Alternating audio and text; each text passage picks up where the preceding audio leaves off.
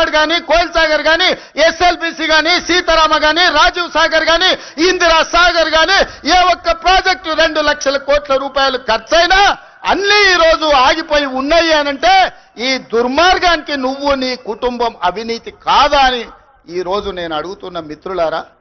ఇన్ని దుర్మార్గాలు చేసి ఇంత దోపిడీకి పాల్పడి 1,00,000 కోట్లు కొల్లగొట్టి 1,000 ఎకరాల భూములను ఆక్రమించి ఇవాళ గోదావరి బంకంచెర్ల రేవంత్ రెడ్డి వచ్చి మొదలుపెట్టి చంద్రబాబు నాయుడుకు నీళ్లు ఇస్తున్నాడని దుర్మార్గమైన మాటలు మాట్లాడుతున్నాడు. చంద్రబాబు నాయుడుతోనే ఉండాలంటే, చంద్రబాబు నాయుడుతోనే అంటగాగాలంటే అక్కడనే ఉండేటోని కదా. ఈ రాజీవ్ గాంధీ ఆశీర్వాదం తీసుకొని ఇక్కడెందుకు ఉండేటోని చంద్రశేఖర్ రావు. ఆనాడు సోనియమ్మ నమ్మించి కాళ్ళకు దండం పెట్టి కడుపులో తలకాయ పెట్టి నీతో చేరతాని అబద్ధాలు చెప్పి నట్టేట్లో ముంచి నడి బజార్లో మోసం చేసిన చరిత్ర నీదైతే తెలంగాణ ఇచ్చిన సోనియమ్మకు అండగా నిలబడాలి. ఆమె బిడ్డగా ఈ తెలంగాణలో ప్రజా ప్రభుత్వాన్ని తేవాలి అని చంద్రబాబు నాయుడును కాదనుకొని ఇవాళ కాంగ్రెస్ పార్టీలో చేరి ప్రజా ప్రభుత్వం రావడానికి మీ అందరితో కలిసి కదం కదం కలిపిన మిత్రులారా, ఇవాళ నేను అడుగుతున్న సూటిగా చంద్రశేఖర్ రావును, నిజంగా నీకు ధైర్యం ఉంటే, నీలో నీతి నిజాయితీ ఉంటే, చిత్తశుద్ధి ఉంటే గోదావరి బంకంచెర్ల గోదావరి నది జలాల మీద శాసనసభలో చర్చ పెడదాం.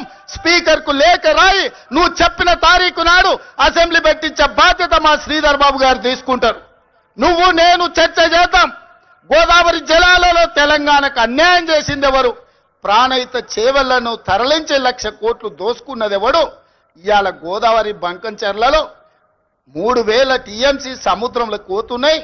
రాయలసీమకు తరలించమని చెప్పింది నువ్వు కాదా? 2016లో మొత్తం వివరాలతో నేను వస్తా. నువ్వు సిద్ధంగా ఉన్నవా?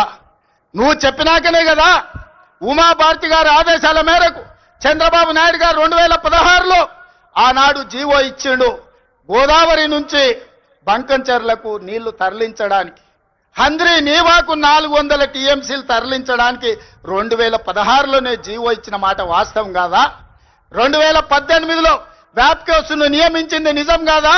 వ్యాప్కోస్ సంస్థ 400 టీఎంసీలు గోదావరి జలాలను హంద్రీ నీవాకు బంకంచెర్ల ద్వారా తరలించడానికి ప్రాజెక్టు రిపోర్ట్ ఇచ్చిన మాట వాస్తవం కాదా?